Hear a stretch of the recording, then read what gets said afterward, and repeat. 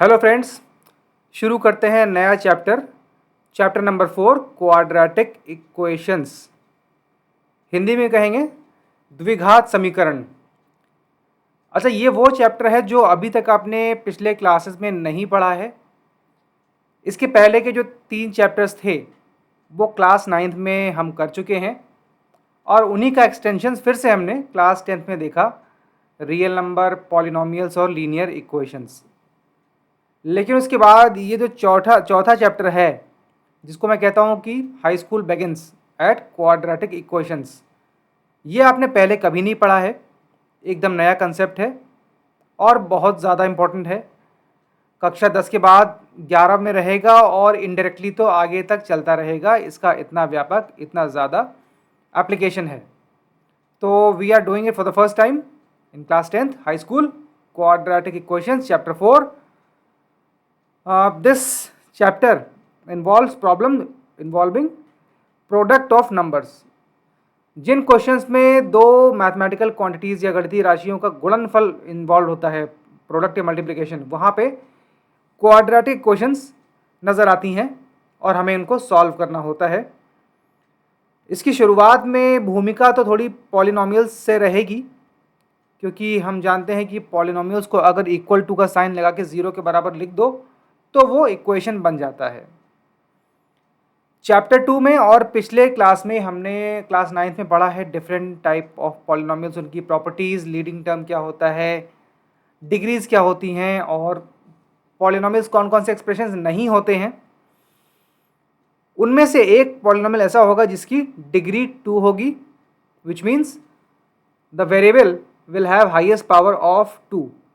जो चर राशि है उसकी सबसे अधिक घात 2 होगी, जिसको हम लिखेंगे, ये जो येलो से लिखा है, ax² plus bx plus c where a is not equal to 0। ये एक ऐसा क्वाड्रेटिक पॉलिनोमियल है जिसकी डिग्री 2 है। ध्यान दें, चूंकि a 0 नहीं है तो x² वाला टर्म वैनिश नहीं होगा। In that case this polynomial is called polynomial of degree 2 या फिर क्वाड्रेटिक पॉलिनोमियल, द्विघात बहुपद।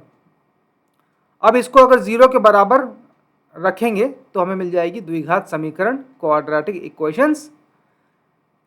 कई सारी रियल लाइफ सिचुएशंस में इनका इस्तेमाल होता है, जैसे कि आपको एग्जाम्पल दिया हुआ है डायग्राम 4.1। देखें कि एक रेक्टेंगुलर हॉल है, उसकी लंबाई और चौड़ाई में रिलेशन ये है कि जो लॉन्गर साइड है वो शॉर्टर साइड के ट्वाइस से 1 मोर है।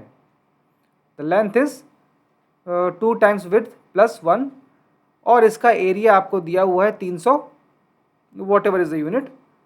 और यहाँ से आपको निकालना है कि इसकी साइड्स क्या होंगी। तो जो हम एरिया का बेसिक कंसेप्ट जानते हैं कि it is nothing but length into breadth. Length और ब्रेड्थ में जो रिलेशन है वो x और 2x प्लस 1 के रूप में लिखा गया है, क्योंकि लेटेस्ट से इसकी ब्रेड्थ अगर x है तो लेंथ 2x प्लस 1 हो जाएगी। ये रिलेशन आपको क्वेश्चन में दिया रहेगा। यहाँ पे x एक अननोन क्वांटिटी है और दोनों ही साइड लेंथ्स उस पर डिपेंडेंट है और उसका एरिया हो जाएगा x into 2x plus 1 which is 2x² plus x, bracket खोलने पर। This is nothing but given to be 300। यहाँ से आपको एक इक्वेशन मिलेगी। अगर आप सभी टर्म्स को एक साइड ला के दूसरी साइड 0 छोड़ देंगे तो इक्वेशन मिलेगी 2x² plus x minus 300 is equal to 0। अब ध्यान से देखिए, जो इसका LHS वाला पार्ट है left hand side, this is nothing but a quadratic polynomial 2x² plus x minus 300। इसको हमने जब इक्वल टू 0 करके लिखा तो बन गया वो quadratic equation. This is a quadratic equation two begin with. ये एग्जाम्पल है। अब इसकी मैथमेटिकल हिस्ट्री भी है, जिसके सोल्यूशंस को लेकर बहुत सारे रिसर्चेस हुई हैं, मैथमेटिशियंस ने बहुत सारे सोल्यूशंस दिए हैं। और हम जो अपने चैप्टर में पढ़ेंगे, जो अपने पाठ्यक्रम में पढ़ेंगे, वो आएगा श्रीधराचार्य फार्मूला, जिसको हम प्रूफ करना भी देखेंगे जब क्लास एंड में समअप होगी तो इसका प्रूफ कैसे किया जाता है, जिसको हम कहते हैं quadratic formula for solving equation by method of completing the square. Method of completing the square क्या होता है इसको भी हम देखेंगे मेन थ्योरी क्लास के बाद, समरी क्लासेस में, क्योंकि आपकी टेक्स्ट बुक में ये नहीं दिया है। ओल्ड NCERT में था तो उसको मैंने समरी क्लास में कवर किया है। इस चैप्टर की समरी काफ़ी डिटेल्ड होगी, 2 से 3 क्लासेस होंगी, because there are many concepts which emanate from quadratic equation, जिसमें मैंने ओल्ड एनसीईआरटी के कंसेप्ट भी जोड़े हैं और इससे और क्या क्या एप्लीकेशंस निकल सकते हैं, including a glimpse of physics and science applications. तो here we start quadratic equations. Introduction के बाद we'll say ax square plus bx plus c is equal to 0 is a quadratic equation where a, b and c are real numbers and a cannot be 0. Obviously, if a becomes 0, the second degree part vanishes and in that case it will become nothing but a linear equation at best. So we have the equation with constraint that a is not equal to 0, that is coefficient of the leading term is non-zero. Leading term क्या होता है और constant, ये coefficients, ये सब हम लोग class 9th में पॉलिनोमियल में पढ़ चुके हैं। आई वुड इंसिस्ट कि एक बार आप क्लास 9th का पॉलिनोमियल वाला चैप्टर रिवाइज करें जिसकी मैंने क्लासेस ली थी, और डिग्री, लीडिंग टर्म, कांस्टेंट, ये सब क्या होता है फिर से एक बार ब्रश अप कर लें, क्योंकि ये बातें सीधे सीधे यहाँ पे रेफर होती चलेंगी। Any equation of the form px equal to 0 where px is a polynomial of degree 2 is a quadratic equation.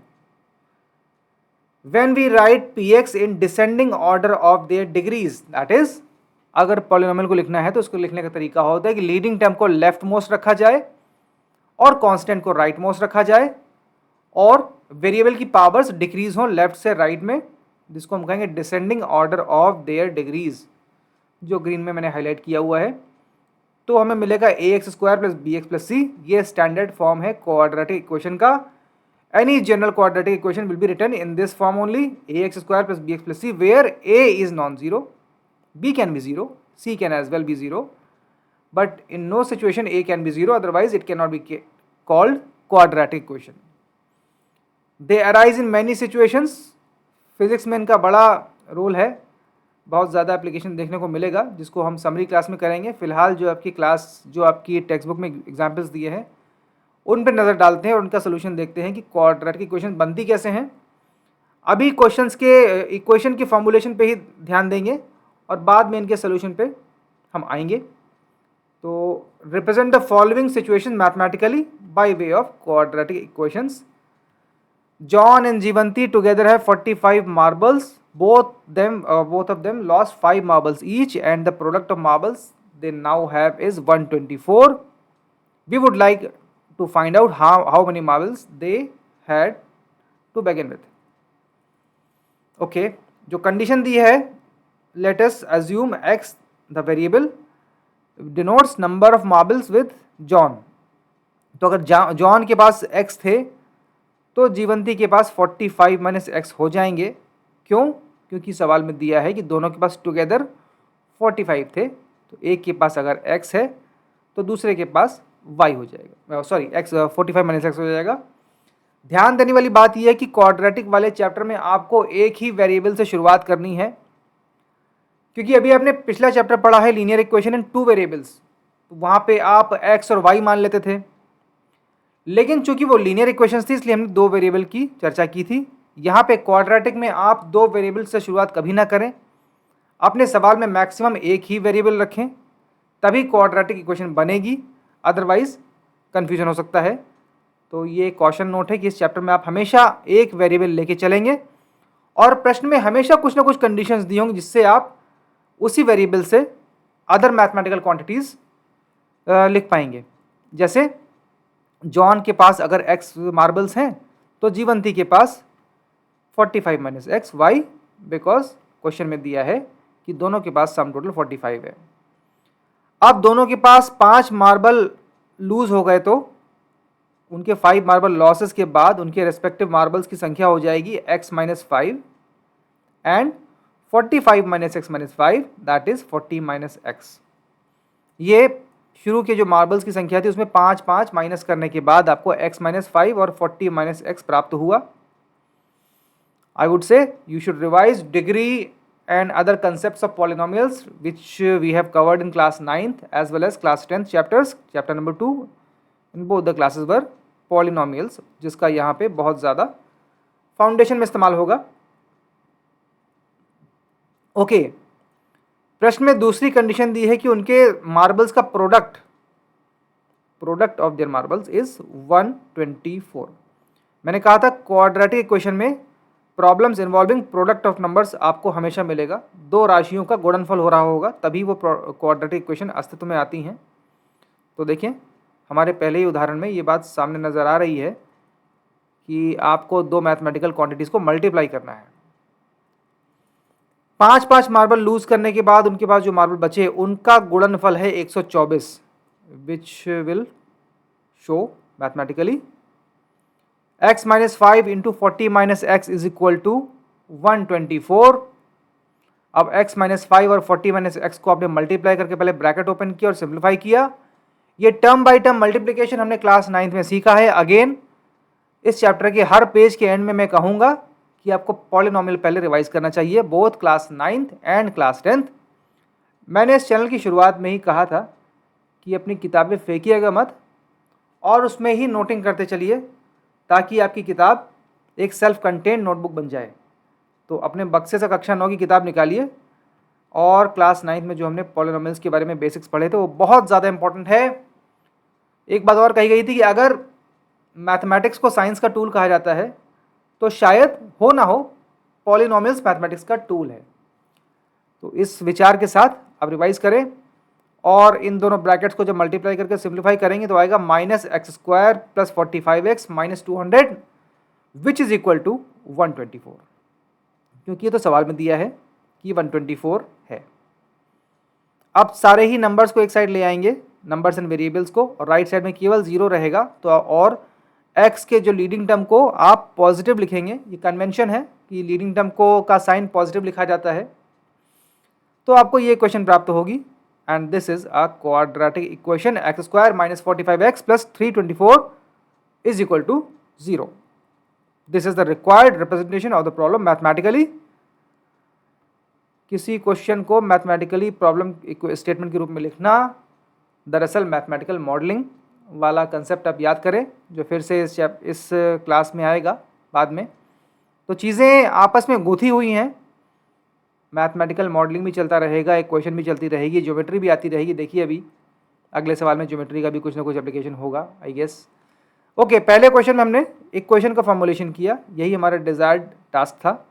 Solution पे अभी हम नहीं जाएंगे, पहले इक्वेशन कैसे बनानी है इस पर अपना ध्यान केंद्रित करेंगे।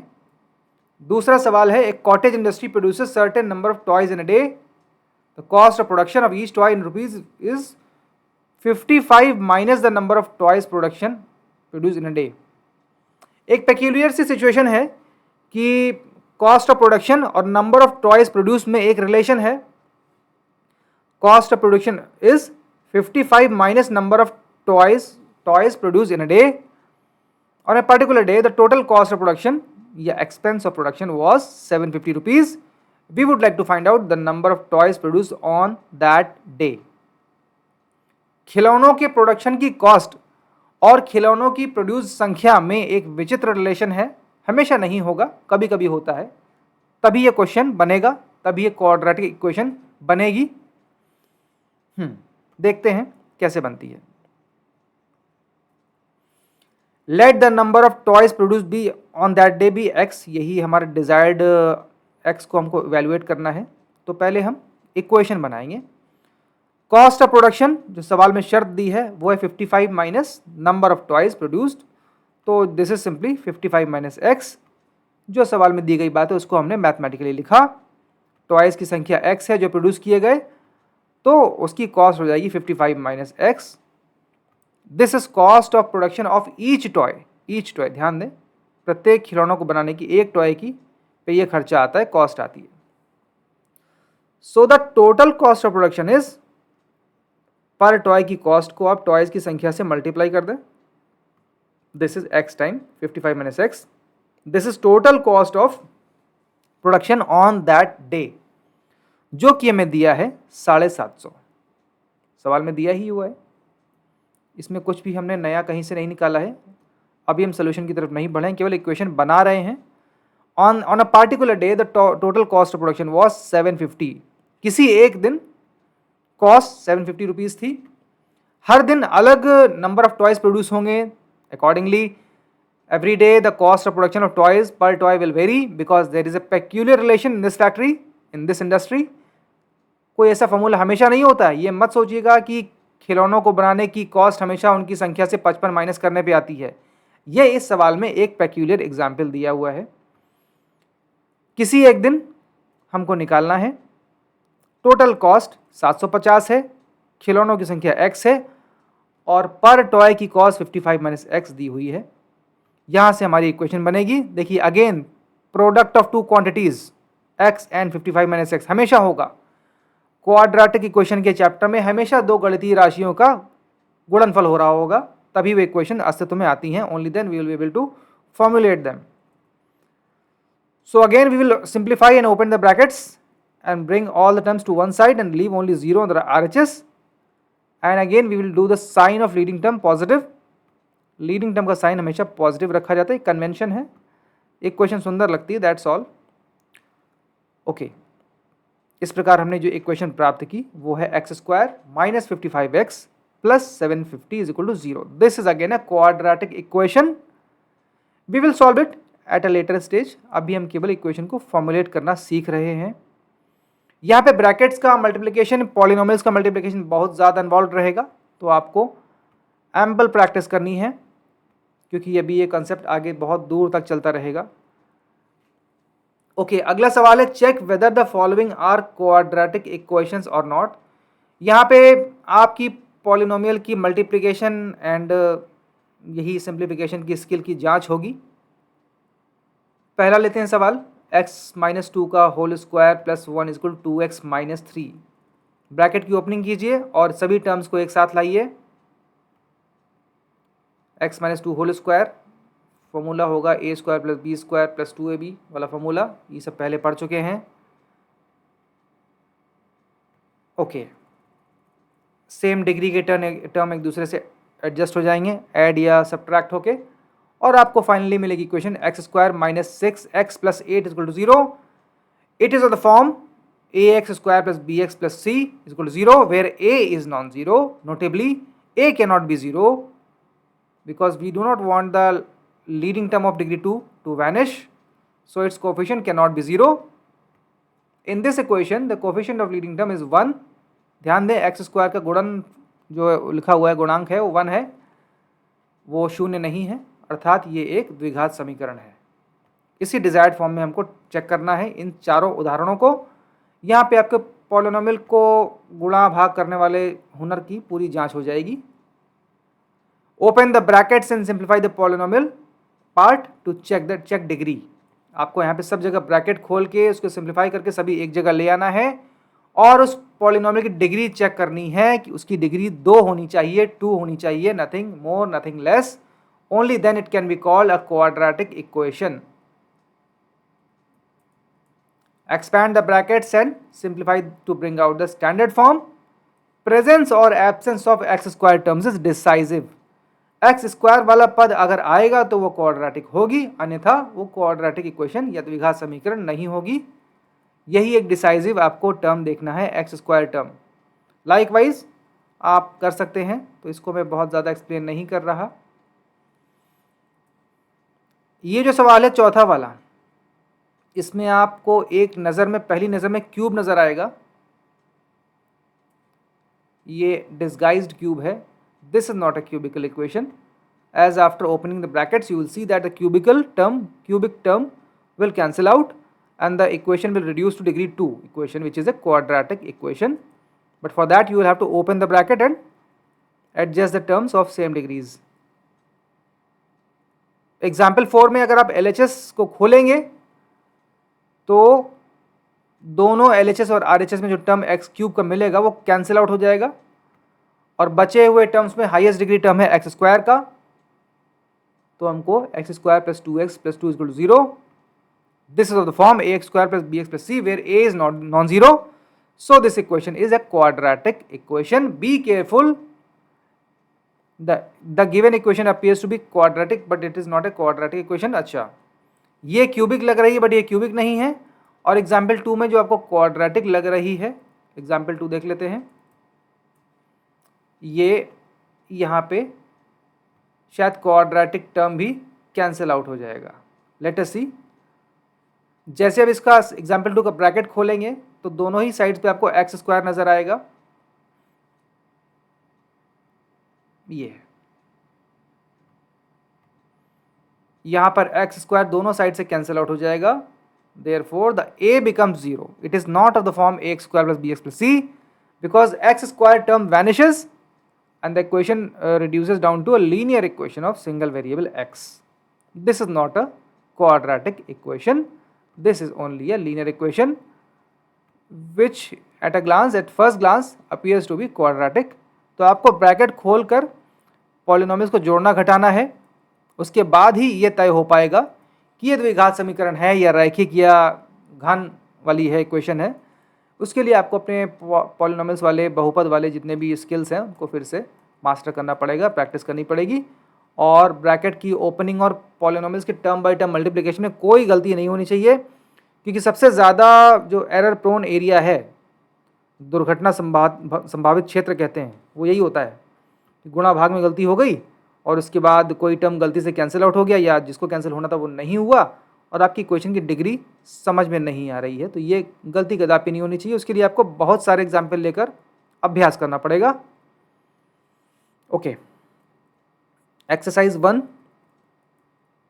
Check whether they are quadratic. Again आपको ब्रैकेट खोल के टर्म्स को एक तरफ ला के देखना है कि डिग्री 2 का टर्म सर्वाइव करता है कि नहीं। इस पूरी उठापटक के बाद अगर एक्स स्क्वायर का टर्म वैनिश कर जाएगा तो ये क्वाड्रेटिक नहीं होगी, और एक्स स्क्वायर से बड़ा भी कोई टर्म अगर उपस्थित है तब भी ये क्वाड्रेटिक नहीं होगी, क्योंकि हमने देखा है कि इसकी डिग्री 2 और 2 एग्जैक्टली होनी चाहिए। In fact, any equation of the form px equal to 0 where px is a polynomial of degree 2 is a quadratic equation. और हमको डिसेंडिंग ऑर्डर में इसके टर्म्स लिखने होते हैं, डिग्रीज के डिसेंडिंग ऑर्डर में, जिसको हम स्टैंडर्ड फॉर्म कहते हैं, where a is not 0. This is basic theory, basic nomenclature, basic foundation work we have to do. हाँ, ये जो 8 सवाल हैं, 1 2 3 4 5 6 7, हो सकता है इसमें से कुछ में एक्स स्क्वायर का टर्म ही वैनिश हो जाए, कैंसिल हो जाए, या किसी में क्यूब दिख रहा है तो एक्चुअल वो क्यूब हो या ना हो, आई डोंट नो। इनको एक्सपैंड करके देखिए, शायद कैंसिल आउट हो जाए। हो सकता है कहीं क्यूब कैंसिल ना हो, तो इन दैट केस जब क्यूब सामने आ गया तो वो क्वाड्रेटिक नहीं कहलाएगी, क्यूबिक इक्वेशन हो जाएगी। तो आपको चेक करना है इनमें से कौन सी क्वाड्रेटिक है और कौन सी नहीं है। एरिया ऑफ, अच्छा आपको इक्वेशंस बनानी है। Area of rectangular plot is 528, length is 1 more than twice it's breadth. अगर ब्रेड्थ b हो गई तो लेंथ 2b + 1 हो जाएगी, और एरिया होता है लेंथ इनटू ब्रेड्थ। तो सिंगल वेरिएबल लेके चलेंगे हम, कभी भी 2 वेरिएबल्स इंट्रोड्यूस करने की गलती नहीं करेंगे क्वाड्रेटिक के चैप्टर में। अब ये कैसे पता लगेगा कि दिया सवाल क्वाड्रेटिक का है, इस पर हम आएंगे, समरी क्लास में आएंगे। जनरली आपको लग जाएगा कि 2 संख्या गुणा हो रही हैं, 2 वेरिएबल्स मल्टीप्लाई हो रहे हैं, तो जहां कहीं भी 2 वेरिएबल्स मल्टीप्लाई होंगे at your level it will be a quadratic equation. Area की बात हो रही है, एरिया में लेंथ और ब्रेड्थ की मल्टीप्लिकेशन होती है, और लेंथ और ब्रेड्थ में रिलेशन दिया हुआ है। We need to find length and breadth. तो पहले हम इक्वेशन फॉर्मुलेट करते हैं। इस सवाल की इक्वेशन होगी b × 2b + 1 = 528। इसको आप ओपनिंग करके b वाले टर्म और सारी संख्याएं एक तरफ ले आएंगे और 0 केवल RHS में छोड़ेंगे, तो आपको क्वाड्रेटिक इन b मिलेगी। यहाँ पे वेरिएबल b ले लिया है, variable can be anything, variable can be anything, x y z जो आपको अच्छा लगे। जनरली x लिया जाता है, कन्वेंशन है, बट शुरुआत में इंटरेस्टिंग बनाने के लिए आप अपने मन चाहे वेरिएबल्स ले सकते हैं। धीरे धीरे जब फ्लेयर और कॉन्फिडेंस आ जाएगा तो ऑटोमेटिकली आप सोबर वन x पे ग्रेविटेट कर जाएंगे। The product of 2 consecutive positive integers is 306. We need to find the integers. 2 consecutive positive integers, एक n हुआ तो दूसरा n+1 हो जाएगा, सीधी सी बात है। कंसेक्यूटिव 2 क्रमागत संख्याओं का, 2 क्रमागत पूर्ण संख्याओं का गुणनफल 306 है। n और n+1 नेचुरल नंबर्स किनसे, 306 के 2 फैक्टर निकालो जिनमें 1 का अंतर आता हो। ये तो वैसे मौखिक रूप से भी हो सकता है, लेकिन क्वाड्रेटिक इक्वेशन बनाने को कहा गया है, तो ये बनेगी इक्वेशन इसकी n × n+1 = 306। आप इसमें n square plus n minus 306 equal to 0, this can be easily seen to be the equation of this problem statement. Rohan's mother is 26 years older than him. The product of their ages 3 years from now will be 360. We would like to find Rohan's present age. अगर रोहन की वर्तमान आयु x है तो 3 साल बाद उसकी आयु होगी x प्लस 3 और उसकी मदर की आयु होगी x प्लस 3 प्लस 26, क्योंकि माँ बेटे की उम्र में जो फ़र्क है, जो फासला है, वो हमेशा बरकरार रहेगा. अगर आज उनकी आयु में 26 वर्षों का अंतर है तो 3 साल बाद भी वो अंतर 26 का ही रहेगा. तो रोहन की आयु अगर आज x है तो उसकी माता जी की आयु x प्लस 26 है और 3 साल बाद दोनों की आयु क्रमशः x plus 3 and x plus 29 हो जाएगी. और 3 साल बाद इनकी एजेस का मल्टीप्लिकेशन आपको दिया है 360. अगेन देखिए, प्रोडक्ट क्वाड्रेटिक इक्वेशन में हमेशा दो संख्याओं के प्रोडक्ट का प्रश्न होता है, problem involving product of numbers और मैथमेटिकल क्वांटिटीज. यहां से x plus 3 into x plus 29 equal to 360, इसको ब्रैकेट ओपनिंग करके सिंप्लीफाई करेंगे तो जो भी इक्वेशन मिलेगी वही इस प्रॉब्लम का डिजायर्ड क्वेश्चन है. A train travels a distance of 480. Speed अगर 8 कम होती तो 3 घंटे ज़्यादा लगते. We need to find the speed of train. We know that distance is always speed into time. अगर यूनिफॉर्म स्पीड है, यूनिफॉर्म स्पीड लिखी है, फिजिक्स में ये सब चीज़ें अब आने लगी होंगी, यूनिफॉर्म स्पीड क्या होती है और नॉन यूनिफॉर्म क्या होती है, तो गौर करें. अगर यूनिफॉर्म स्पीड है तो चाल बराबर दूरी बटा समय का जो बेसिक फॉर्मूला था, जो छोटे क्लासेस में पढ़ते थे, वो केवल तभी लागू होता है जब स्पीड चेंज ना हो रही हो, which is practically impossible. Okay, normal condition में स्पीड अगर u थी और टाइम t था तो डिस्टेंस 480 ट्रेवल करने में आपको u इंटू टी लगा. बाद में अगर स्पीड 8 कम हो जाती तो 3 घंटे ज़्यादा लगते, डिस्टेंस तो फिर भी 480 ही रहती. तो u minus 8 into T plus 3 हो जाएगा 480. अब आपको स्पीड पता करनी है. यहाँ पे अननोन वेरिएबल एक्चुअली u है, t एक इंटरमीडिएट वेरिएबल है जिसको हमने अपने इक्वेशन फॉर्मुलेशन की सहूलियत के लिए इंट्रोड्यूस किया है. तो दरअसल इस इक्वेशन में t नज़र नहीं आना चाहिए, आपको t एलिमिनेट करना है. You can write t is equal to 480 by u and then plug this value of t in the second bracket of this equation t plus 3. तो ये सब करने के बाद आप पाएंगे 480 is equal to u minus 8 into bracket के अंदर 480 बाई u प्लस 3. और जब उस जटिल से दिखने वाले फैक्टर्स को आप खोलेंगे, मल्टीप्लाई करेंगे तो आपको u की क्वाड्रेटिक इक्वेशन मिल जाएगी. यही इसका डिजायर्ड इक्वेशन फॉर्म है. मैंने यहाँ पे दो वेरिएबल्स इसलिए लिए हैं क्योंकि इस प्रकार आप इजीली समझ पाएंगे और इक्वेशंस को बनाना मुश्किल नहीं होता है. जनरली लोग इस सवालों में टाइम वगैरह किसी एक को हटा देते हैं. अगर स्पीड u है तो टाइम 480 बाई u रहा होगा और उस तरह से करते हैं. इन दैट केस टाइम को इक्वेट करने के बाद फिर टाइम दिखता ही नहीं है, तो 480 बाई u करके करते हैं. लेकिन मुझे ये तरीका बेटर लगता है. ठीक है, इसमें एक वेरिएबल और आ जाता है लेकिन वो इन ड्यू कोर्स एलिमिनेट हो जाएगा. We need to find the speed of train. For that we need to formulate the equation in terms of variable u. ये यहाँ से मिल जाएगी. ओके, इस क्लास को यहाँ रोकते हैं. ये पहला क्लास इंट्रोडक्शन था जिसमें हमने इक्वेशन की फॉर्मुलेशन सीखी. अगली क्लास में हम इक्वेशन के सोल्यूशन पे नज़र दौड़ाएंगे और देखेंगे इसको सॉल्व करने के क्या क्या मेथड्स होते हैं, जिनमें से पहला मेथड होगा फैक्टराइजेशन या गुणनखंड करना. Okay, this class is over now.